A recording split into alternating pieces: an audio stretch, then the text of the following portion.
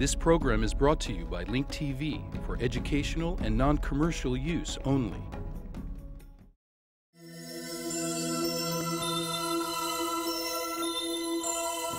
Mosaic, a daily news program from Link TV, presents a selection of news reports from independent and state-controlled broadcasters from throughout the Middle East.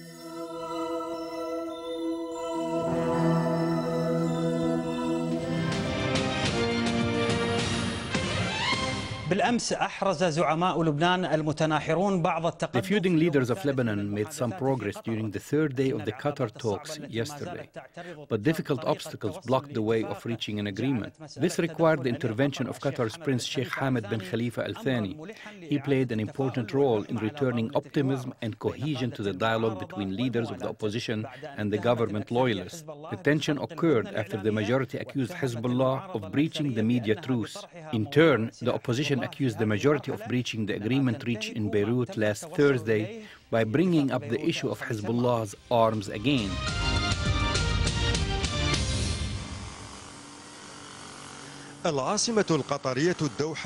Qatar's capital, Al Doha, turned into a peace tent. It drew the Lebanese feuding rivals and opened dialogue channels between them to the extent possible. It hoped for a comprehensive agreement sparing Lebanon from a new civil war and restoring its political life. In spite of some progress between the leaders of the ruling coalition and the opposition, they were faced with difficult and complicated hurdles. These hurdles were behind the standoff, which has paralyzed the government for 18 months and left the country without a president since November of last year. In spite of the optimistic mood, the two sides still have to reach a final agreement on one of the thorniest issues on the agenda, namely the makeup of the new government. Qatar proposed a unity government split three ways. Each side would get a third of the seats, with the final third assigned by the unanimously elected Lebanese president. The opposition accepted this proposal, but the ruling coalition wanted to wait until other issues were approved before giving its final decision. A committee of 6 members was formed to set the framework for a new election law. It initially made some progress, but reached a deadlock on the division and administration of elections in Beirut. However, there is a bigger obstacle in the way of the National Lebanese Dialogue Convention in Doha. The issue of Hezbollah's arsenal stood in the way of reaching a comprehensive agreement capable of melting Lebanese divide. The government loyalists wanted to discuss this issue at the dialogue table in Doha. They asked for a guarantee that Hezbollah will not turn its weapons against them again. But the opposition suggested postponing the discussion of this issue in depth until they returned to Beirut.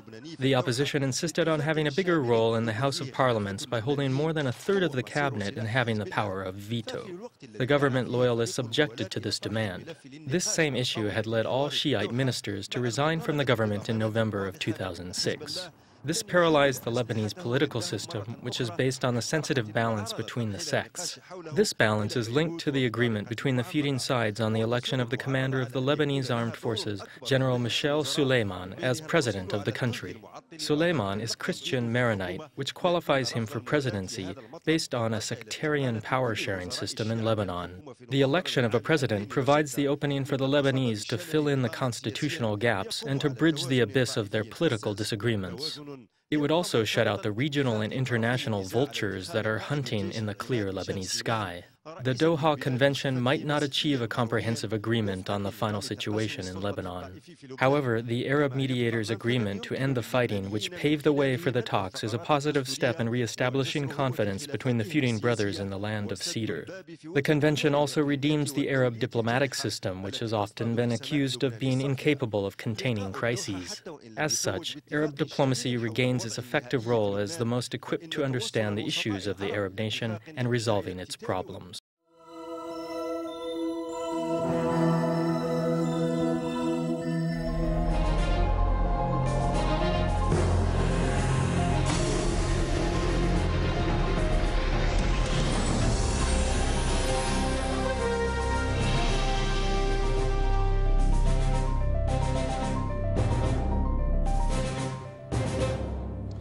The differences among the political factions within the Maronite sect have raised major fears that they will escalate and turn into confrontations within this sect.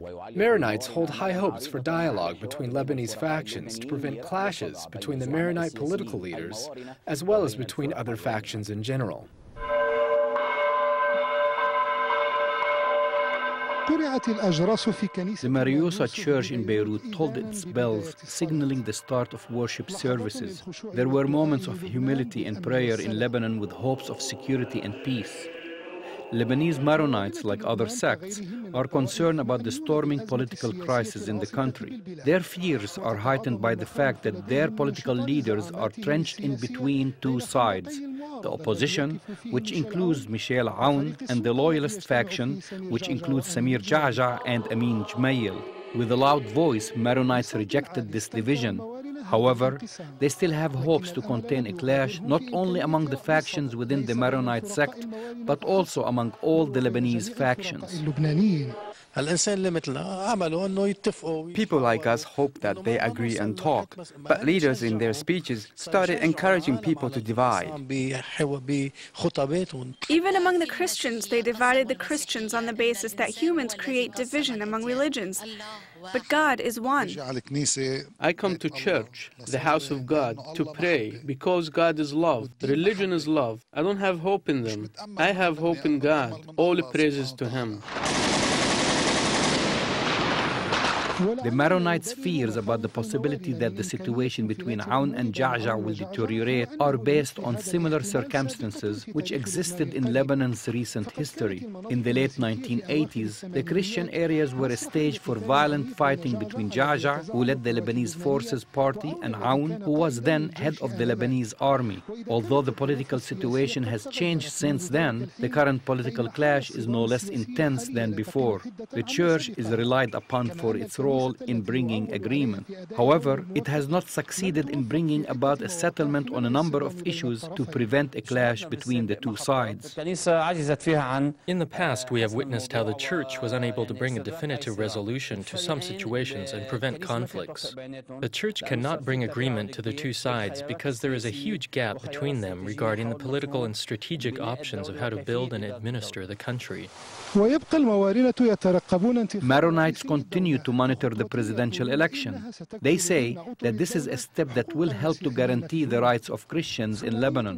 Both the government loyalists and opposition have divided nearly everything in Lebanon, and they did not exclude the Maronite sect.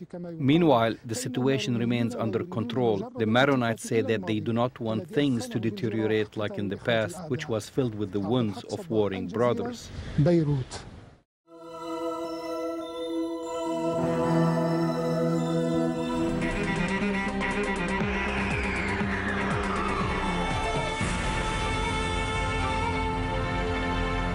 قدم رئيس الوزراء الكويتي الشيخ ناصر محمد الأحمد اليوم استقالته. Today, the Kuwaiti Prime Minister Sheikh Nasser Mohammed Al-Ahmed and his cabinet submitted their resignation to the Emir Sheikh Sabbah Al-Ahmed.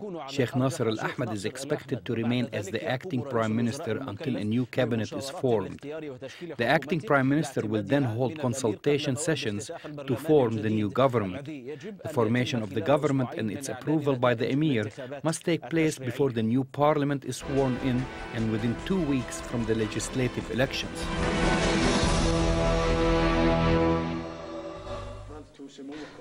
The 24th government of Kuwait has submitted its resignation to the country's emir, as mandated by the constitution following any parliamentary elections.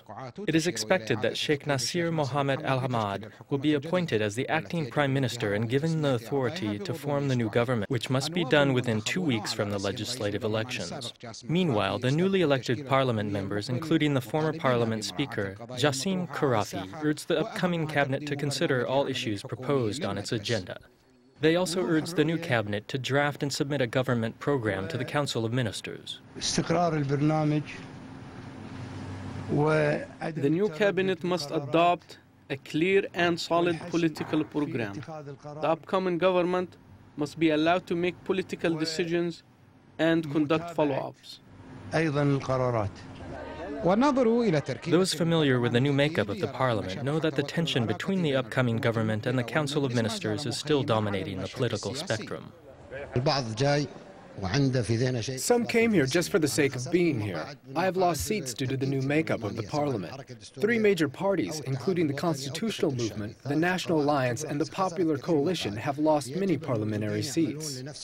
The new members of parliament must adopt a new political identity, which may lead to a showdown with the government.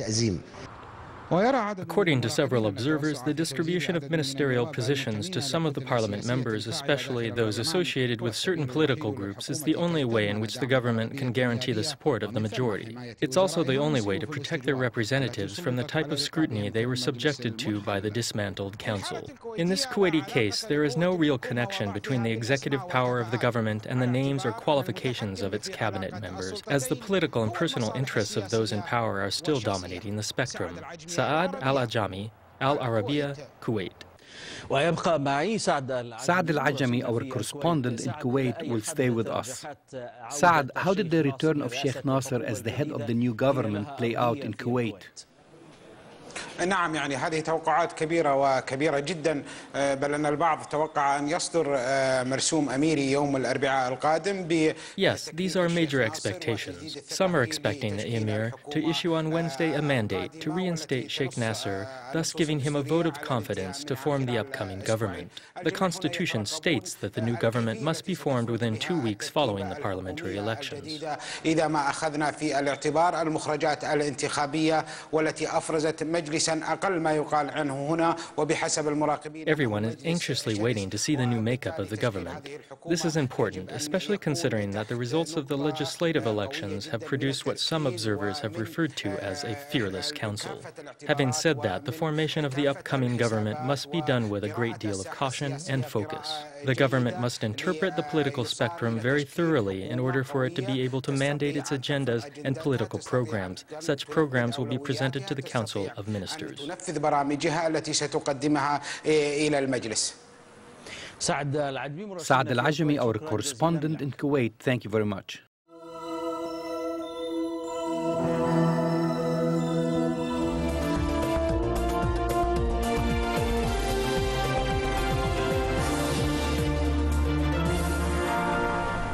الرئيس الفلسطيني محمود عباس يفكر في الاستقالة في غضون Palestinian President Mahmoud Abbas is considering resigning within 6 months if a peace deal is not reached. Abbas's statement was conveyed by an Israeli official. Abu Mazen said this yesterday on the sidelines of the World Economic Forum being held at Sharm el-Sheikh Resort in Egypt. He announced that he was not satisfied with Bush's show of support to Israel at the expense of the Palestinians, confirming that he had expressed his dissatisfaction to the U.S. administration. The Palestinian president's threat to resign will be discussed in 2 separate meetings. In Sharm el-Sheikh today, they will include the Israeli Defense Minister Ehud Barak, Egyptian President Hosni Mubarak, and the Chief of Egyptian Intelligence, Omar Suleiman. This will take place on the sidelines of the Middle East Economic Forum. The main point to be discussed in the Barak talks is Egypt's efforts to reach a cooling off between the Hamas movement and Israel. Ahead of his trip to Sharm el-Sheikh, Barak expected to hold early legislative elections in Israel at the start of next year, at the latest, if the charges are confirmed against Prime Minister Ehud Olmert for being involved in a corruption scandal. Barak expressed his hope that these charges are incorrect, but called on his party, the Labour Party, to prepare for elections.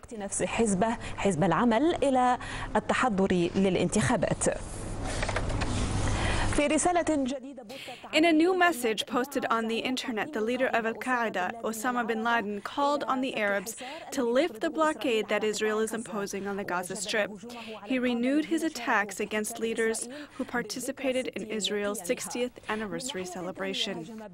Bin Laden strongly attacked Hezbollah Secretary General for his so-called abandoning of the liberation of Palestine and allowing the deployment of Crusader forces in Lebanon, referring to the United Nations forces in Lebanon. All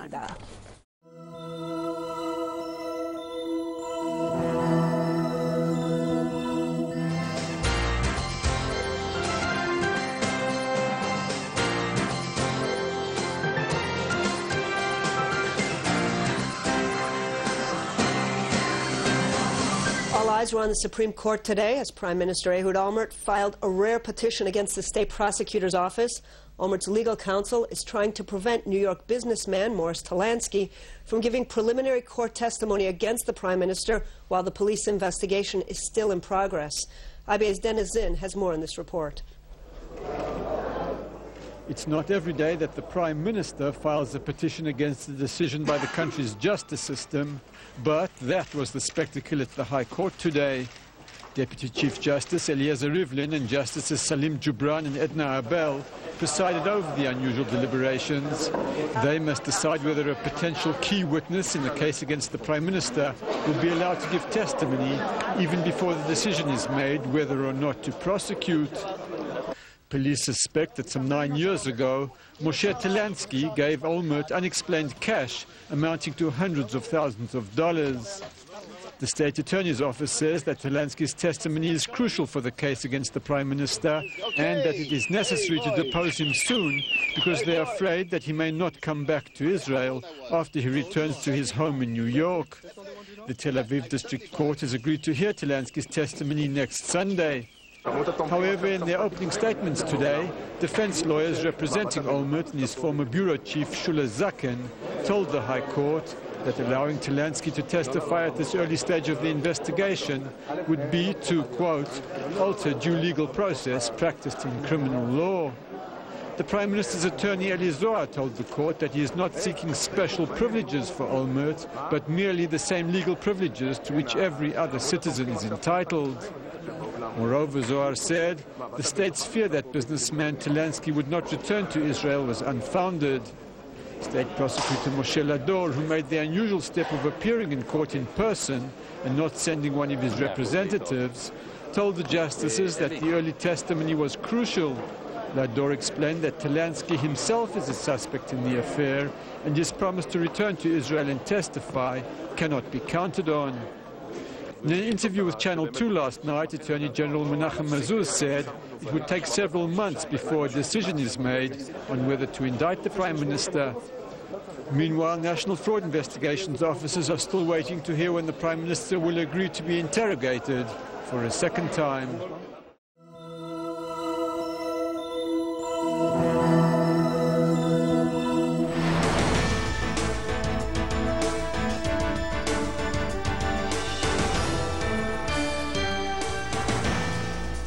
Upon his arrival to Riyadh, the U.S. President George Bush met with the Saudi King Abdullah bin Abdulaziz and demanded that the kingdom increase its oil production so oil prices would decrease. However, Saudi officials told Bush that there is no need to increase oil production. Bush discussed several agreements, including security and nuclear cooperation in the framework of fighting what he referred to as nuclear terrorism.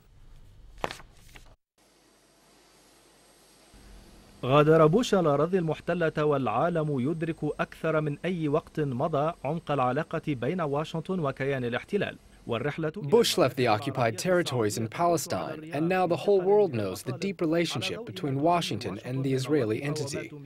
The American trip to Saudi Arabia is intended to exert pressure on Riyadh and do what is necessary to serve American interests in the Persian Gulf and the Middle East.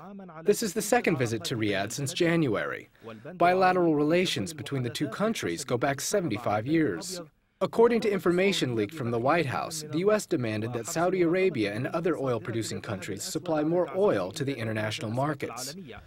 These demands were nothing more than an attempt to save the U.S. economy from a recession. Washington also agreed to protect the Saudi oil infrastructure, secure its borders, and to help it to develop its civilian nuclear energy.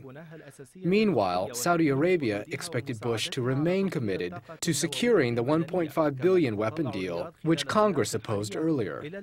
According to the White House, the cooperation between the two countries stems from the Saudi decision to join the American initiative to counter so-called nuclear terror and the proliferation of weapons of mass destruction. عن انضمام الرياض لمبادرة مكافحة ما يسمى الإرهاب النووي ومكافحة انتشار أسلحة الدمار الشامل.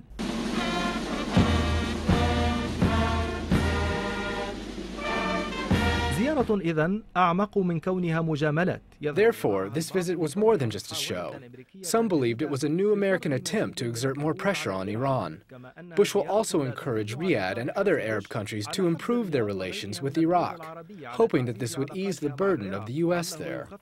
Some may ask, have the two leaders discussed the Palestinian and Lebanese issues during this visit? It seems that these issues will be discussed in the Cairo summit, which will be attended by the Saudi King Abdullah II and the president of the Palestinian Authority, Mahmoud Abbas, who did not get to meet Bush even though he was participating in the 60th anniversary of the occupation entity. ومعنا حول هذا الموضوع عبر الأقمار الاصطناعية من العاصمة السورية دمشق السيد مازن. Joining us via satellite from Damascus, political analyst Mazan Bilal. Mr. Mazan, the Saudi-American relations have lost a great deal of warmth recently. Despite this, Bush has allocated 2 days for his visit to Saudi Arabia. Have economic interests taken a priority over everything else to the point that Washington is willing to make a nuclear agreement with Riyadh? بين الرياض وواشنطن. يعني بالنسبة لواشنطن والمملكة العربية السعودية كما نعرف بأن هناك يعني 15. Relations between Washington and the Saudi Kingdom go back 75 years, 15 years before the occupation entity was established. I would like to reiterate that Bush's visit was mainly for the sake of show. We know that Bush is in his last term in office. This visit will not be as significant as the visits that preceded it. In other words, what Bush was doing was not putting a political show, it was a personal show. Even if he signs a nuclear cooperation agreement for civilian purposes, we know that Saudi Arabia does not need such projects.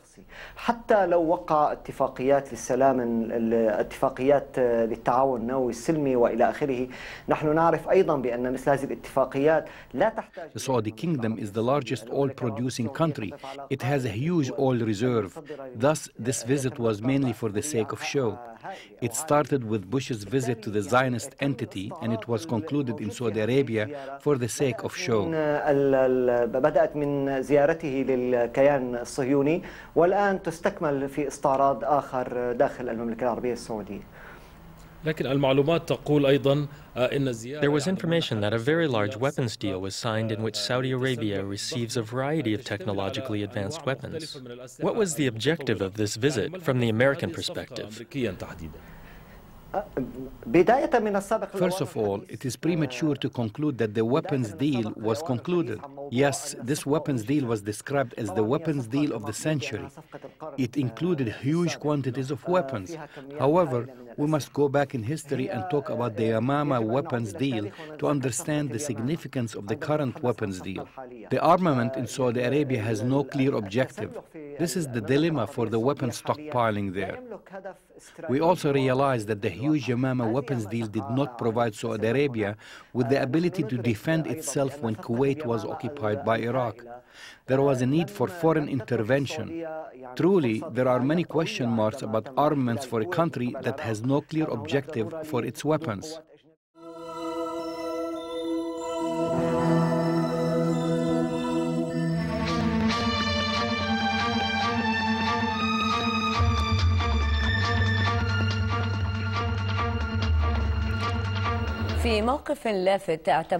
Iran took a notable stance which, according to observers, is an obvious interference in Iraq's internal affairs. Through its newspapers, Iran launched a vicious attack against the strategic US-Iraqi agreement which determines future US presence in Iraq.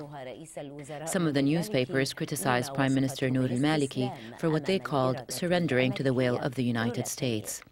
Rula al-Tanir reports.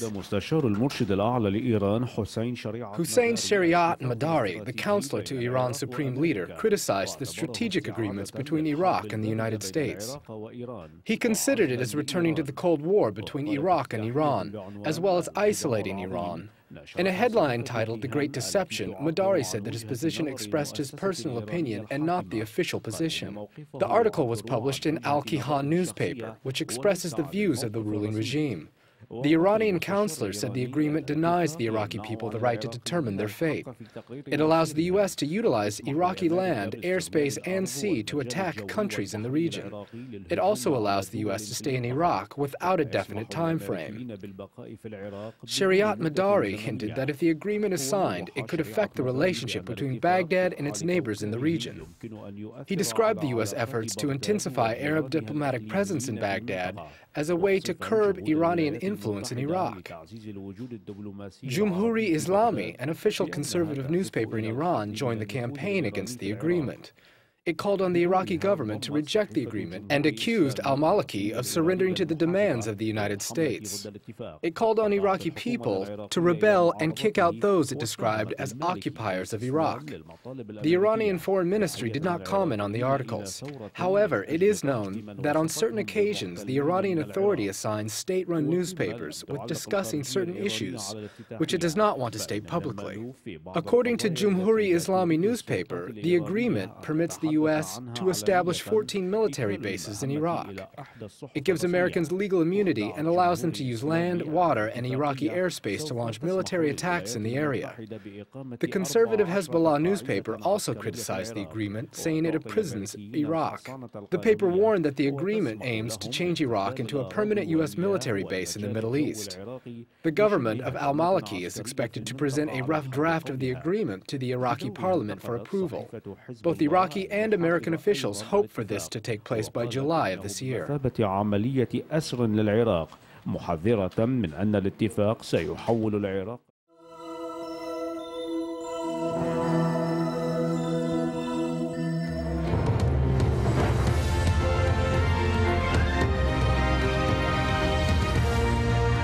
Rising food prices threaten to force more than 100 million people into poverty. The World Bank says the shortage of basics like rice and grain shows that farm productivity needs to increase, particularly in developing countries. But in Pakistan, it's not a poor harvest that's pushing up wheat prices. It's the chase for better returns outside the country, as Kamal Haider reports. A human chain in northwest frontier of Pakistan. They're shifting sacks of wheat. But this isn't legal. These men are smugglers, transferring their cargo from Pakistan into Afghanistan in full view of the border guards. It's a sign of the global food crisis. These smugglers are cashing in on the fact that wheat is in short supply across the border. It sells for twice the price they can get on the local market. Across Pakistan, it is the annual wheat harvest, and the farmers in the northwest frontier province are saying they have a very good crop this year. But whether that meets the targets of the government or not is another question. Here in the market in Peshawar, we find another side of the story. This old man says he has had little work for days. His job is that of a loader, but there are no buyers and he's sitting idle. If prices continue to go up, things will get from bad to worse. If I can't make 100 and my expenses are 500 plus, what will I do? Meanwhile, nearby a local tandoor owner says the price of bread is now double of what it used to be, and he's losing business because of fewer customers. This bread used to cost 4 rupees, now it costs 8. The head of the Asian Development Bank says that up to 1 billion Asians are at risk from soaring food prices, and Pakistan is no exception. A nation of 160 million, most of whom live below the poverty line. The price hike means that most people have to dig deeper into their pockets, and many fear the worst is yet to come. Take any commodity and you see prices touching the sky. What will people do to survive? They'll have to become dacoits or forced to steal. In Pakistan, there is no shortage of wheat. Last year, the country produced a surplus, but it sold the excess crop overseas. Now people are beginning to ask why the wheat wasn't reserved for domestic use. Pakistan's new government is trying to sort out the political mess left by 9 years of military rule. But faced with rising prices, its people may soon be running out of patience. Get more news about the Middle East online at linktv.org/Mosaic. The Mosaic webpage offers a complete archive of Mosaic programs, program transcripts, the Mosaic video podcast, and the Mosaic Intelligence Report, a weekly analysis of the hottest stories from the Middle East. The views expressed on Mosaic are those of the participating broadcasters, not Link TV or its sponsors. The production of Mosaic is made possible with the support of viewers like you. Thank you.